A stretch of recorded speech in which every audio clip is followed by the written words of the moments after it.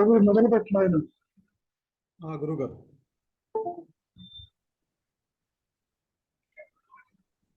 ఎవరికి గాని ఆత్మానుభవం లేని క్షణం ఉండదు.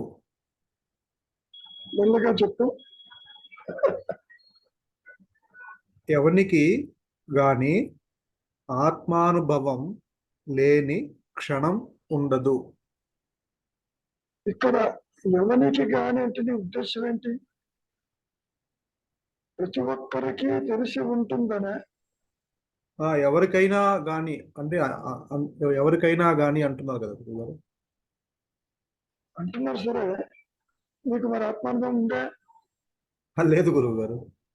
మరి అయితే ఇక్కడ గ్రహించవలసింది, నీవే ఆత్మవై ఉంటూ దేహాత్మ బుద్ధితో నాకు తెలియదంటున్నావు అనే దృష్టికోణంలో చెబుతున్నారు. నీవు ఆత్మవై ఉంటూ తెలియదు అనే పదం, తెలుసుకోవటం అనే పదం నీవు విడిగా ఉంటూ తెలుసుకుంటావు. ఆత్మకి విడిగా ఉంటే తెలుసుకోవచ్చు. నీవే ఆత్మవై ఉన్నప్పుడు ఎవరు దేన్ని తెలుసుకోవాలి? Getting the point. నీవే ఆత్మవై ఉంటూ ఆత్మను తెలిసి ఉంటూ కూడా తెలియదంటున్నావు. కారణం దేహాత్మ బుద్ధి వల్ల అని చెప్పుకోవాలి. అది గెటింగ్ ది డిఫరెన్స్. గురుగారు, అది అయ్యుండి తెలియదు అంటున్నాను. అంతే కదా, ఆయన సంగతి తెలియదు. ఎందుకని తెలియదు? బికాస్ ఆఫ్ ది దేహాత్మ బుద్ధి. నీవుగా ఉంటే ఆత్మను తెలుసుకుంటావు, ఆత్మగానే ఉంటావు. ఆత్మగా ఉంటూ నేనంటే రవిని, నేనంటే ఈ దేహం అన్న భావన తల ఎత్తింది కదా. కాబట్టి ఇక్కడ నువ్వు చేయవలసింది ఏంటి? నేను రవిని అనేవాడు ఉన్నాడేమో చూడు, వాడు నేడు ఆత్మే ఉన్నది అని చెప్పండి. ఆత్మ లేకుండా రవి ఉండడు. రవి ఉండాలి అంటే ఆత్మ ఉండి తీరాలి. ఆభరణం ఉండాలి అంటే బంగారం ఉండి తీరాలి. బంగారం లేకుండా ఆభరణం లేదు. ఆ దృష్టికోణంలో చెబుతున్నారు. ఇక్కడ తెలిసి ఉండి కూడా అన్న మాట వాడుతున్నారు. తెలిసి ఉండి అంటే నేను ఉన్నానన్న జ్ఞానంతో నీవు ఉన్నప్పటికీ నేనంటే దేహం అంటున్నావు అని చెప్పటం. అర్థమవుతుందా? అదవుతుంది. మెల్లగా చూడండి. ఎవరికి గాని ఆత్మానుభవం లేని క్షణం ఉండదు. ఎవడు తాను ఆత్మకు భిన్నమని ఒప్పుకోడు. ఎందుకని? ఆత్మ తెలియదు కాబట్టి. ఆత్మ అయినప్పటికీ నీకు తెలియటం లేదు. కారణం నీ ఆలోచనే నీకు అడ్డు, నీ ప్రయత్నమే నీకు అడ్డు, నీ వాసనలే నీకు అడ్డు, నీ పరిమితత్వమే నీ స్వరూపాన్ని కప్పి ఉంచినట్టుగా ఉంటుంది. అంతకంటే ఏం లేదు. అంటే నీ దృక్కోణము, నీ దృష్టి ఎక్కడ ఉంది? దేహంతో, సంసారంతో జగత్తులోకి వెళ్తుంది కదా బయటికి. ఇంద్రియ వ్యాపారంతో వెళ్తున్నావు బయటికి. సో వెళితే ఏమనుకుంటున్నావు? అది సత్యం అనుకుంటున్నావు. అంతకంటే ఏం లేదు. కాసేపు దృష్టి మరణించు, కాసేపు చూచేవాడిని చూడనివ్వద్దు, గ్రహించనివ్వద్దు. ఉత్తరాహిత్యంగా క్షణకాలం జరగదు. ఇన్స్టంటేనియస్ గా నువ్వు మూలంలోనే నిలిచి ఉంటావు. అదే ఉన్నానన్న ఎరుక. ఏది కొత్తగా రాదు. ఇవాళ పంపించింది చదివే ఉంటావా? అన్నపూర్ణకి పంపించాను. Very good. ఏమనుకుంటున్నారు? శాతం లేదంటే ఎట్లాగూ? వాళ్ళు చెప్పదలుచుకుంది వేరే ఉంటుంది. అసలు యోగం ఎక్కడుంది? ఏదో సాధించాలను, ఏదో పొందాలను అనుకుంటారు. యోగం ఉంటేనేగా. ఇప్పుడు కూడా దేహాత్మ వృత్తి అనేది ఆత్మని విడిచి లేదు. కానీ మూలం ఎందుకు తెలియటం లేదు? నీ దృష్టి శాసనల మీద, సంసారం మీద, అన్యత్వం మీద ఉన్నది. సరే, బాగానే ఉంది. నీ దేహస్ఫురణ లేకపోయినా మరి నిద్రలో ఉన్నావా లేదా? నువ్వు దేహంతో నిద్రపోవటం లేదుగా, జగత్తును తీసుకెళ్ళటం లేదుగా అక్కడికి. చెప్పినట్టు what is the difficulty then? నువ్వేమనుకుంటున్నావు? Retaining the individuality, you want to see the truth. అది కుదరదు. ఆ మాత్రము మూల్యం చెల్లించక తప్పదంటాడు. దీన్ని వదులుకోవడానికి నీవు సిద్ధపడ్డప్పుడే, తీవ్ర వైరాగ్యంతో ఉన్నప్పుడే అనుగ్రహం చేత అది ప్రకాశిస్తుంది. నీలో మార్పు తెచ్చేది కూడా అదే. నువ్వేమీ చెయ్యలేవు. తెచ్చుకున్న వాసనతోనే సతమతం అవుతూ ఉంటారు. నువ్వు చేయటానికి ఏమీ లేదు. చూడమ్మా ఇంకేముందో. ఎవడు తాను ఆత్మకి భిన్నమని ఒప్పుకోడు, వాడే ఆత్మ, ఆత్మయే హృదయం. హృదయం సంగతి పక్కకు పెట్టు, ఆత్మ సంగతి పక్కకు పెట్టు.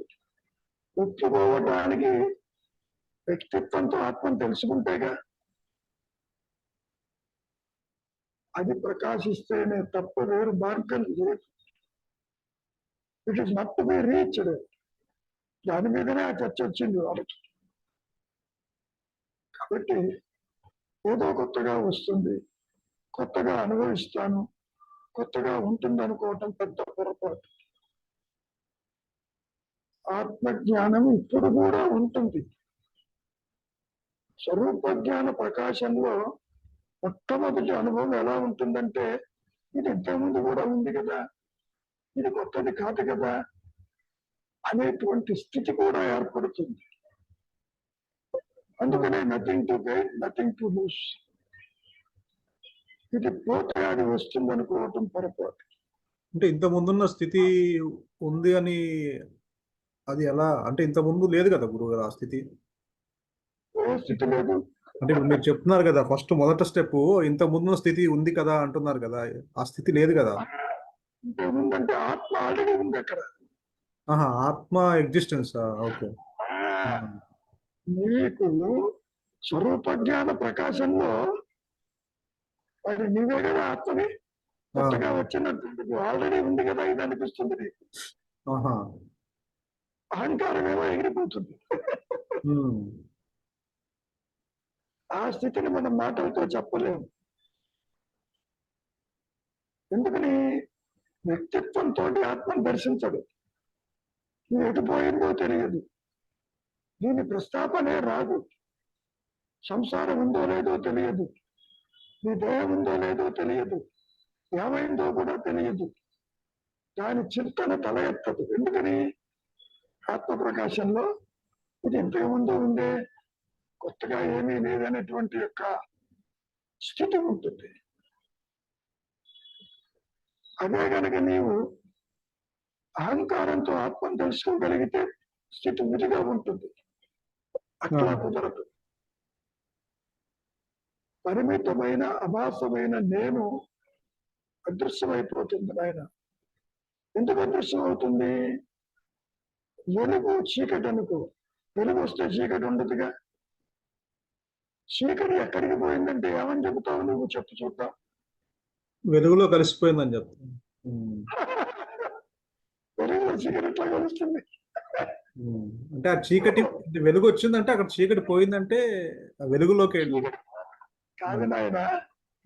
చీకటి పోయిందన్నావు, బాగానే ఉంది. ఎక్కడికి పోయింది? సూర్యుడిలోకి పోయిందా చీకటి? సూర్యుడిలో చీకటి ఉందా? లేదు. కాబట్టి లేనిది లేనట్టు అదృశ్యమైంది అని చెప్పు. ఆహా. అజ్ఞానము లేదు, చీకటి లేదు, దేహాత్మబుద్ధి లేదు, ద్వైతము లేదు, సృష్టి లేదు అనేది ఎగిరిపోయింది. అట్లా తీసుకోవాలి. ఆ.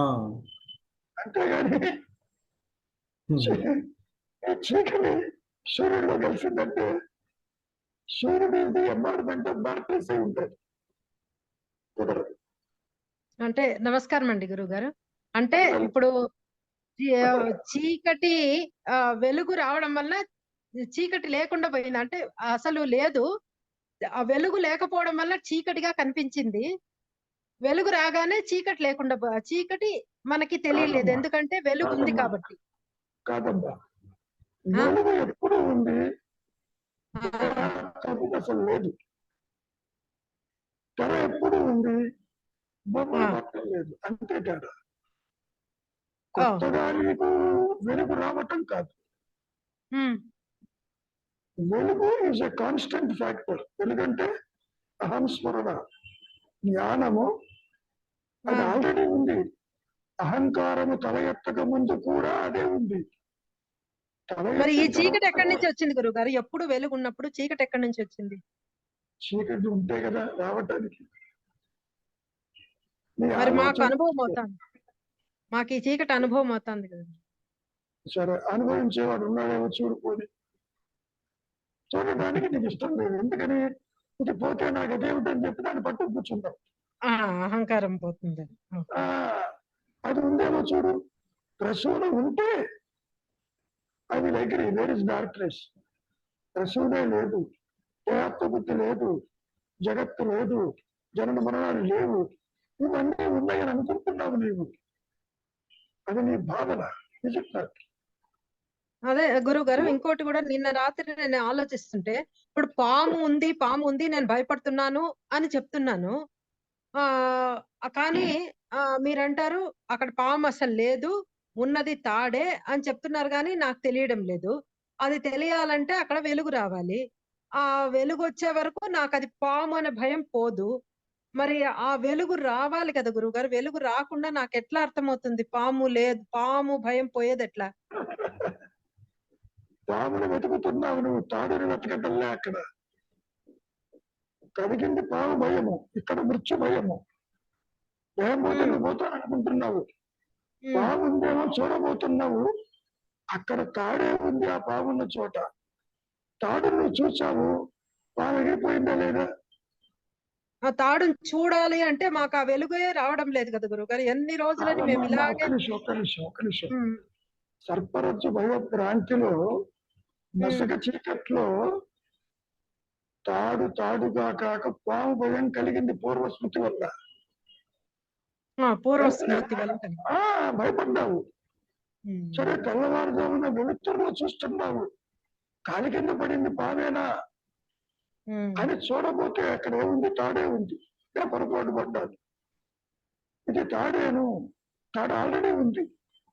నీవు భయపడ్డప్పుడు తాడే, భయం లేనప్పుడు తాడే. తీసుకున్నట్టు తాడు కొత్తగా లేదు, అక్కడ రాలేదు.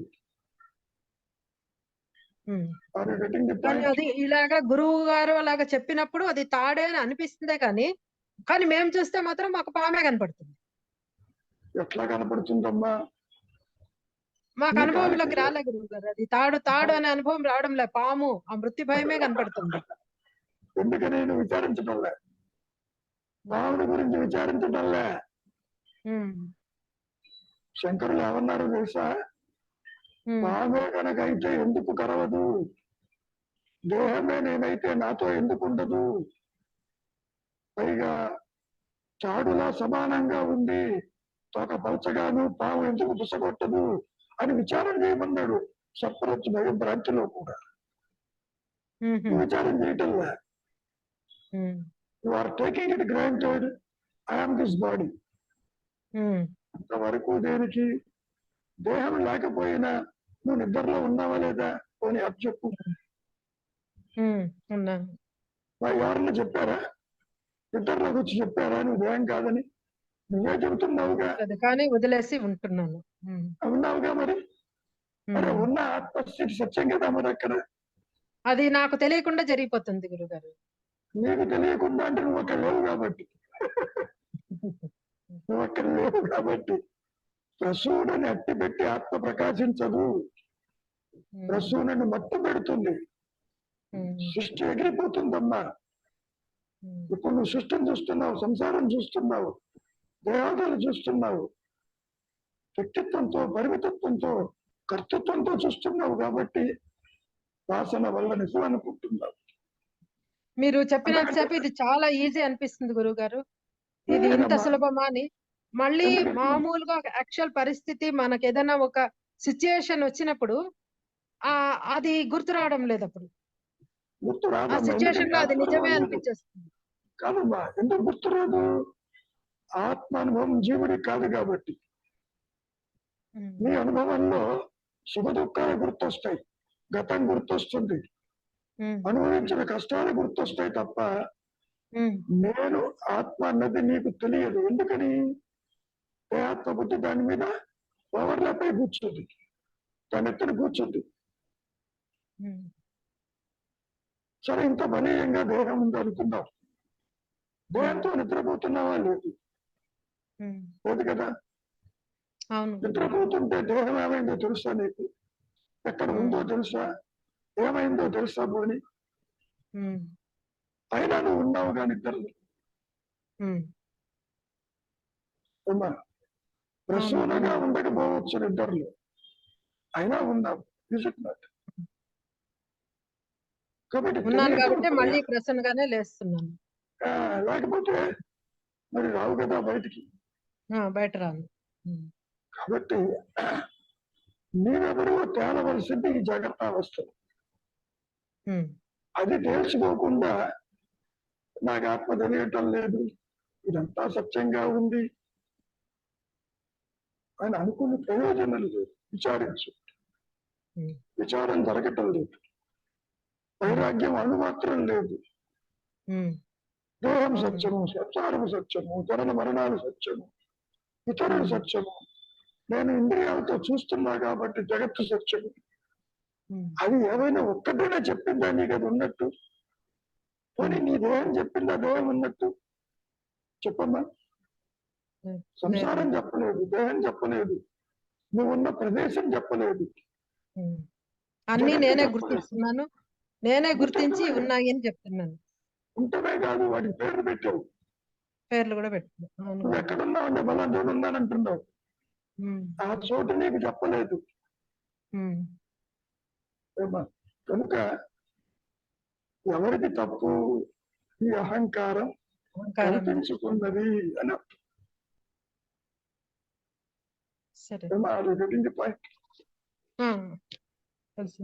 అనుభవానికి వస్తుంది. ఎప్పుడు వస్తుంది? ముందు నువ్వు విచారించు, నిశ్చలత్వానికి రా, దృష్టి అంతర్ముఖం కాని నువ్వు అన్నీ చేయకుండా నాకు తెలియటం లేదంటున్నావు. తెలియని వాడెవడు? ఉండాలిగా వాడు. కానీ దేహం చెప్పిందా నాకు తెలియదని నువ్వు చెబుతున్నావు. ఆ చెప్పే మాయాడేను ఉనికి ఉన్నదా అనేది ఇక్కడ పాయింట్. ఏమైనా రవి పూర్తయిందా? ఇంకేమన్నా ఉందా? అయిపోయింది గురుగారు. ఒకసారి చదువుతాను. ఎవనికి గాని ఆత్మానుభవం లేని క్షణం ఉండదు. ఎవడు తాను ఆత్మకు భిన్నమని ఒప్పుకోడు, వాడే ఆత్మయే హృదయం. సరే, హృదయం అంటే హృత్ప్రజీదం. సరే, హృదయం అన్నా, ఆత్మ అన్నా, నేను అన్నా, అహం స్ఫురణ అన్నా, ఇది ద్వైతంలో ఎంత చెప్పినా మింగుడు పడదు. నీవే అది అని చెప్పినా you are not ready to accept. ఎందుకని? పూర్తిగా ఈ మాయలో మునిగి ఉన్నావు. సంసారము అనే భావన ఏర్పరచుకుని ఇది సత్యం అనుకుంటూ ఇక్కడే ఉండవు. అది కారణం, అంతకంటే ఏం లేదు. ఈ జాగ్రత్త అవస్థలోనే నేను విచారించు, చూచే నేను నిజంగా ఉన్నదా, కాస్త అంతర్ముఖంగా దాన్ని బతకాలిగా. గురుగారు అవును. దాని ఉనికి లేదు కాబట్టి నీకు దాని ఉనికి తెలియదు. ఎప్పుడైతే నువ్వు వెతకటం లోపలికి వెళ్తావో నీ ఉనికిని నీవు తెలుసుకోలేవు, లేదు కాబట్టి. ఇందాక సర్పరజు భయభ్రాంతిలో పావును వెతుకుతుంటే పావు లేదు అక్కడ. ఆ, ఇక్కడ కూడా అహంకారము, వ్యక్తిత్వము, పరిమితత్వము, జీవ భావన, దేహాత్మ బుద్ధి ఉన్నదేమో చూడు, అదొకటే ప్రశ్న. అదే నేను ఎవరన్నా విచారం చేస్తే నీకేం తెలియదు. ఎందుకు తెలియదు? అది లేదు కాబట్టి. మరి ఏమవుతుంది? ఇక్కడ ఒక మాట అన్నారు, అనుగ్రహము చేత ఆత్మే ప్రకాశిస్తుంది. అనుగ్రహం అంటే ఆత్మ, శ్రద్ధ అంటే ఆత్మ, ఉన్నది అంటే ఆత్మ. అదేదో ఫారెన్ ఎలిమెంట్ అనుకోబాకండి. It is your own nature. మీ సహజ స్థితే ఆత్మస్థితి. ఏమా పద్మజ, జ్ఞానం ఉందా? గురుగారు, ఇందాక మీరు ఎవరికి గాని ఆత్మానుభవం లేని క్షణం ఉండదు అన్నారు కదా గురుగారు. అంటే మాకు ఆత్మ తెలియకపోయినా ప్రపంచంలో ఏ విషయానికైనా ఆధారము, దానికి మూలము జ్ఞానమే కదా. ఇప్పుడు నేను వంట చేయాలన్నా ఆ జ్ఞానం అవసరమే. అంతవరకు పోకల్లా. ఆ, దేహాత్మ పరిస్థితిలో ఉన్నానంటావుగా. గురుగారు. చూస్తున్నాను, వింటున్నాను, తింటున్నాను. బీయింగ్ ఫార్మ్స్ అండి. ఉన్నాను అనేది ఆత్మస్థితి. నీవు దేహాత్మ బుద్ధితో ఉన్నప్పటికీ ఉన్నానన్న జ్ఞానము వదిలి లేవు. అదే గురుగారు. ఇప్పుడు ఆభరణంగా ఉన్నాను అనుకో, ఆభరణంగా ఉండటానికి బంగారం ఉంటేనే కదా ఆభరణంగా అవును ఉన్నాను. గురుగారు. అవును. ఇక్కడ కూడా మహర్షి యొక్క దృష్టికోణంలో నువ్వు లేవనను. చూస్తున్నాను, వింటున్నాను, తింటున్నాను, పుడుతున్నాను, పోతున్నాను, ఉన్నాను. ఆ ఉన్నాను అనేది ఆత్మస్థితి. ఆ దృష్టికోణంతో చెబుతున్నారు. ఎవరికైనా తన ఆత్మ లేదని అనడు, చెప్పడానికి అంటారు. కాకపోతే నీ దృష్టికోణం ఏంటి? వ్యక్తిత్వంతో చూస్తున్నాను, వ్యక్తిత్వంతో అనుభవిస్తున్నాను అంటున్నావు. ఆ అనుభవించేవాడు ఆత్మని విడిచి లేడు, ఆత్మగానే ఉన్నాడు, ఆత్మతోనే ఉన్నాడు. పూర్తిగా ఎప్పుడు తెలుస్తుంది అంటే నీ దృష్టి అంతర్ముఖమైన. నీకు దేహం కూడా భాగ్యంగానే ఉందిగా. సంసారం విడిగా ఉంది, జగత్తు విడిగా ఉంది, దేహము విడిగా ఉంది. కనుక నేను ఉందమ్మా ఇదంతా. నేను చూస్తున్నాను, ఆ చూచే నేను అల్టిమేట్ గా జ్ఞానమే ఆత్మేను. అందుకని ఎవరికైనా ఆత్మానుభవం లేకుండా ఉండదని చెబుతున్నారు. ఇంకొక డౌట్ గురుగారు, నాకు అది థాట్లెస్ ఫ్రీ అంటున్నారు మీరు. అవునమ్మా. ఆ థాట్లెస్ ఫ్రీలో ఇప్పుడు మనము ఒక ప్లాన్ లేకోకుండా న్యాచురల్ గా మనము దాన్ని ఎలా చేసుకుంటూ పోవాలి? ఇప్పుడు సపోజ్ నాకు పనులు ఉన్నాయి, ఆ పనులు నేను దేనేమి అంటే నాకు ఈ పని చేయాలి, నెక్స్ట్ ఈ పని చేయాలి అనుకుంటాం మామూలుగా. అది సహజంగా న్యాచురల్ గా జరిగిపోవాలంటే ఇప్పుడు మన కళ్ళకి ఎదురుగా కనపడుతూ ఉంటుంది. అది ఎలా చేయాలి గురుగారు? అది ఒకసారి చెప్పండి. ఒక్క నిమిషం. చేస్తున్నది నువ్వు అనుకుంటున్నావు, నేను చేస్తే అవుతుంది అనుకుంటున్నావు. ఇదంతా నీ భావనలు, నీ ఆలోచనలు. ఇప్పుడు కూడా నువ్వు గాలి పీలుస్తున్నావా? అనుకుని గాలి పీలుస్తున్నావా? చెప్పు చూద్దాం. లేదు, అనుకోకుండా అది పాటుగా జరిగిపోతా ఉంది అన్ని. ఎగ్జాక్ట్లీ ఎట్లా అవుతుంది? ఒక్కసారి ఆలోచించు. అదే గురుగారు, నేను దాని గురించి ఆలోచిస్తున్నాను. ఎందుకంటే ఊపిరి కానీ, మనం తినడం కానీ, లేకపోతే మనకు కొన్ని దైనందిక కార్యక్రమాలు కానీ అవి గురుగారు, నీవు ఆలోచించినా ఆలోచించకపోయినా గాలి పీల్చే ప్రక్రియ జరుగుతుంది కదా. అవును గురుగారు. ఇంకోటి కూడా చెప్తాను. నేను ఇంటి నుంచి పలానా చోటికి వెళ్ళాలనుకున్నావు, ప్రతి అడుగు ఆలోచన చేస్తున్నావా? లేదుగా. లేదు లేదు. మరి దేహం నడిచిపోతూ ఉందా లేదా? అది అర్థమవుతుంది గురుగారు. మరి ఇవి గురుగారు అంటే ఒక చోటికి వెళ్ళేటప్పుడు కూడా ఆ, ముందు కుడి కాలు పెట్టాను, ఎడం కాలు పెట్టాను, అడుక వేస్తున్నాను, నేల చూస్తూ నడుస్తున్నాను అంటావా? రవ్వుగా అవును కాసేపు తర్వాత గమ్యం చేరుతావుగా. అవును గురుగారు. నీ మరి మనస్సు ఇవి ఎక్కడ ఎందుకు అంటే ఇప్పుడు మనం అనుకున్న కొన్ని ప్రోగ్రామ్స్ కానీ ఇవన్నీ కానీ ఎందుకు మనకు ఆల్రెడీ అంటే దానికి ప్లాన్ చేయాలి లేకపోతే ఆలోచించాలి కొన్ని సహజంగా జరిగిపోతుంటాయి. ఇప్పుడు మనం ఉదయం లేచిన వెంటనే మనకి ఎవరు చెప్పలేదు. విను ఆ, విను విను. గురుగారు. నీ ప్రారంభంలో ఉన్న ప్రోగ్రామ్ కూడా అలాగే జరుగుతుంది. కర్మ అంటే ఏమనుకుంటున్నావు? గాలి పీల్చటం, వదిలిపెట్టడం, చూడటం, పని చేయటం, పని మానటం, ఇవన్నీ కర్మలో భాగాలు. Are they not automatic? నువ్వు డైజెషన్ కి ఏమన్నా కష్టపడుతున్నావా? అదే అదే గురుగారు అదే లేదు. మరి అది పాటుగా జరుగుకుంటూ వెళ్ళిపోతా ఉంది. కానీ గురువు గారు అక్కడ తను ఇప్పుడు గమ్యం గురించి ముందే ప్లాన్ చేసుకుంది కాబట్టి అక్కడి వరకు ఆ ఆలోచన లేకపోయినా మనం నడుస్తాము, వెళ్ళిపోతాయి. ప్రతి అడుగు ఆలోచించాల్సిన అవసరం ఉండదు. కానీ గమ్యం గురించి అయితే ముందుగా థింక్ చేసింది కదా గురువు గారు. కాదమ్మా, యు ఆర్ టోటల్లీ రాంగ్.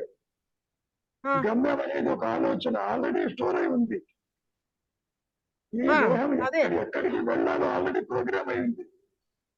మీకు ఆలోచన వచ్చింది, నడిచిపోతున్నావు. ఆలోచన వచ్చింది, నడిచిపోతున్నావు. ప్రతి అడుగు ఆలోచన చేస్తున్నావా? చెప్పు చూద్దాం. ప్రతి అడుగు లేదు కానీ గమ్యం కోసం అయితే ఆలోచించింది కదా గురువు గారు. ఆ గమ్యం కూడా తాటేగా. థాట్ అదే అదే కదా తను అడుగుతున్నది. అమ్మా, థాట్ లేకుండా తాటమ్మా. గమ్యం గురించి. నేను అడిగేది అదే గురుగారు. ఇప్పుడు ఆ, చెప్పు. అదే గురు ఇప్పుడు సపోజ్ నేను ఇట్లా ఊరికి ప్లాన్ ఇప్పుడు పోవాలి, నేను ఐర్లాండ్కి పోవాలి, అది వచ్చింది. నేను దాని ప్రాసెస్ చేసుకుంటూ వెళ్తున్నాను. దానికి కావాల్సినవన్నీ సమకూర్చుకుంటున్నాను. అది కూడా అది అంటే సహజంగా న్యాచురల్ గా పోవట్లేదు కదా. అక్కడ నేను థాట్లెస్ ఫ్రీ ఎలా చేయాలి నేను దాన్ని? ఒక్క నిమిషం. ఆ, నీవు చేస్తున్నావని అనుకుంటున్నావు. నీ ప్రోగ్రామ్ ఆల్రెడీ సెట్ అయి ఉంది. లేకపోతే నువ్వు పోలేవు అక్కడికి. ఏ ఫ్లైట్ లోనో ఏ షిప్ లోనో వెళ్ళాలనుకో, ఆల్రెడీ ఉంది అక్కడ. ఈ దేహం అక్కడికి వెళ్ళిపోయింది, ఒక స్వప్నంలో వెళ్ళినట్టు. ఆ తర్వాత గమ్యం చేరా ఉంది. అది నా ప్రోగ్రామ్ లో ఉంది కాబట్టి నేను అనుకుంటున్నాను. మరి మీరు చెప్పే మాట నాకు అర్థం కావట్లేదు. థాట్లెస్ ఫ్రీ నేను ఎలా ఉండాలి, దాన్ని తీసుకొని ఎలా ఉండాలి? థాట్లెస్ ఫ్రీ అంటే ఏమిటి? మూలము నెరిగి ఉండమని. Thoughts are not obstructions. మూలంలో ఉన్నప్పుడు థాట్ కనపడుతుంటుంది, నీకు తెలియకుండానే పనులు చేసుకుంటూ పోతావు. ప్రతిదీ నువ్వు ఆలోచించి చెయ్యవు. నడక కావచ్చు, వంట చేయటం కావచ్చు, ఇంకోళ్ళతో మాట్లాడటం కావచ్చు. ఏమా? ఒకరికి ఫోన్ చేయాలంటుంది అనుకో, ఏం మాట్లాడాలో ముందు రికార్డ్ చేస్తావా? చేయగా. మరి ఎక్కడి నుంచి వస్తున్నాయి ఈ థాట్స్? ఫోన్లో మాట్లాడుతుంటావు, ఈ పనులు సాగిపోతూ ఉన్నాయి కదా. కాబట్టి ఎవ్రీథింగ్ ఈజ్ ప్రోగ్రామ్డ్. దాని ప్రకారం వెళుతుంటది. నీవు చేస్తున్నావని అనుకుంటున్నావు, నువ్వేమి చెయ్యలేవమ్మా. నీ చేత చేయించబడుతుంది నీ ప్రారంభ కర్మానుసారంగా. మాట్లాడటము, వెళ్ళటము, చూడటము, నిద్రించటము, కర్మలు ఆచరించటము, ఇవన్నీ ఎవరు చేస్తున్నారని? It is the higher power through you. జడమైన దేహం చేయలేదు కదా. చేయలేదు. మరి ఒక వ్యక్తిత్వంతో తీసుకుంటాం. వ్యక్తిగా జ్ఞానము లేనిది చెయ్యి పైకి తీసుకురాగలవా? లేదు లేదు గురువు. So there is a controlling system ఉందా లేదా? కర్మాన్ని నడిపిస్తుంది కదా. ఆ వ్యక్తిత్వం ఒక జ్ఞానం ద్వారా చేసుకుంటూ పోతా ఉంది. ఇది ఒక ఇన్స్ట్రుమెంట్ అన్నాడుగా మహర్షి. అవును. Ego is an instrument in the hands of ఆత్మ. అంటే గురువు గారు థాట్స్ కూడా మనం చేయడం లేదు. థాట్ కూడా అక్కడి నుంచే జరుగుతుంది కాబట్టి థాట్ నేను చేస్తున్నాననే అహంకారం వద్దు. కాదు అక్కడే కూడా వదిలేయాలి. కాదు నీ ప్రోగ్రామ్ ఎగ్జిక్యూట్ చేయడానికి ఆత్మ ఉండాలి. ఉమ్, నువ్వు పిడికడి ప్రార్థనతో వచ్చావు. ఉమ్, ఆ పిడికడి ప్రారంభాన్ని ఎప్పుడెప్పుడు ఏది అనుభవించాలంటానికి ఆల్రెడీ ఫీడ్ అయి ఉంది అక్కడ. అందుకే గురుగారు మరి నాకు వచ్చే థాట్స్ కూడా నేను చేస్తున్నవి కాదు, అది ఆల్రెడీ ప్రోగ్రామ్ అయి డెస్టైన్ ఉన్నాయి కాబట్టి అది జరిగిపోతున్నాయి అలా. అది మనం ఎప్పుడు ఆ ఎరుకలో ఎప్పుడు ఉండాలి. నువ్వు ఉంటాం కాదు, ఎరుక నీ స్వరూపము ఆ, ప్రోగ్రామ్ సాగిపోతూ ఉంటుంది. పాయింట్ ఆ. ఆ, ఈ ప్రతి ఆలోచన నేను చేస్తున్నాను నా వల్లే జరుగుతుంది అనుకోకుండా ఇది ఆల్రెడీ ప్రోగ్రామ్ అయి ఉంది కాబట్టి జరుగుతుంది. అనుకోకపోయినా ఉమ్, you have no role at all. ఆ, ఆ. ఇప్పుడు అర్థమైంది గురుగారు. అంటే ఆలోచనలు కూడా మనం చేస్తున్నవి కాదు, అది already pre destined. Exactly. That is the point. ఏదైతే ఇన్వాలంటరీగా మనము ఊపిరి పిలుస్తున్నామో ఆ ఆలోచనలు కూడా ఇన్వాలంటరీగా జరిగిపోతున్నాయి, అన్ని అలాగ వచ్చేస్తున్నాయి అంతే. మీకు ఆలోచన వస్తున్నదంటేనే అది ఎగ్జిక్యూట్ చేస్తుంది. అదే మనిషి కూడా చెప్పింది. ఆ, ఆ, భగవంతుడి ఆ. గురించి ఇప్పుడు క్లియర్ గా అర్థమైంది. వస్తుందని అంటే అది అనుకుంటావు. మంచేనా చెడేనా?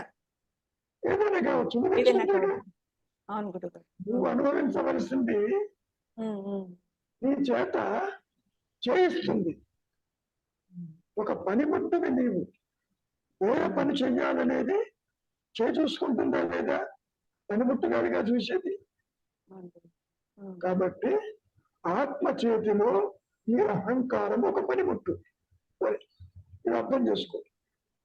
అప్పుడు మనది కాదనుకున్నప్పుడు అది మంచి చెడుకు సంబంధం ఉండదు, ఇంకా మంచి చెడు మనకు సంబంధం ఉండదు. నువ్వు అనుకోవడానికి నువ్వు ఉంటేగా నిన్ను ఆ. తీసుకెళ్ళి పాలల్లో ముంచుతుంది, నీళ్ళల్లో అది. ముంచుతుంది. అప్పుడు ఏదైనా అందుకే జ్ఞానికి పాప ద్వంద్వాలు ఉండవు, పాప పుణ్యాలు గాని ఏది ఆయనకి ఏది ఉండదు. జ్ఞాని అజ్ఞానులు ఎవరు లేరు. నువ్వు కూడా జ్ఞానివే. అవును. అజ్ఞానులు అంటూ ఎవరు లేరమ్మా. ఆ, ఒకటి అర్థం చేసుకోండి, your an instrument. Um, instrument ఎప్పుడైనా కంప్లైంట్ చేస్తుందా నా చేత ఈ పని చేయించారు ఆ పని చేయించారని? ఏది వస్తే అది చేసుకుంటూ వెళ్తుంది అంతే. కరెక్ట్. దేని ఉపయోగిస్తే చేస్తావు. అలా ఉండాలి మనం కూడా. ఉండేది కాదు, ఆల్రెడీ ఉన్నావు, నీకు ఆప్షన్ లేదు. ఏ పని మీదనైతే నీవు వచ్చావో అది జరిగి తీరుతుంది, నీకు ఇష్టం ఉందా లేకుండా. ఆప్షన్ లేదనే విషయం నాకు తెలుసుకోకుండా అహంకారంలో నేనే చేసేస్తున్నాను అనుకుని మంచికి చెడుకు నేనే బాధ్యత వహిస్తున్నాను. నువ్వు ఎంత ఇప్పుడు అలా బాధ్యత చేయకుండా వహిస్తున్నా, ఉండడమే. ఎందుకని నువ్వు అనుభవించాలి కాబట్టి. ఆ, అదే గురు. సుఖ దుఃఖాలు అనుభవించాలి కాబట్టి ఉమ్, నీలో ఆ కర్తృత్వం ఏర్పడింది. ఉమ్. ఆ కర్తృత్వం లేకుండా వచ్చే ఆలోచనలు కూడా నావి కాదు అనుకుంటే అప్పుడు నువ్వేమనుకోవద్దు అమ్మా, అనుకోవద్దు. అనుకోను. అలాగా అంటే మొదటైతే అట్లా అనుకోకపోతే తెలియదు.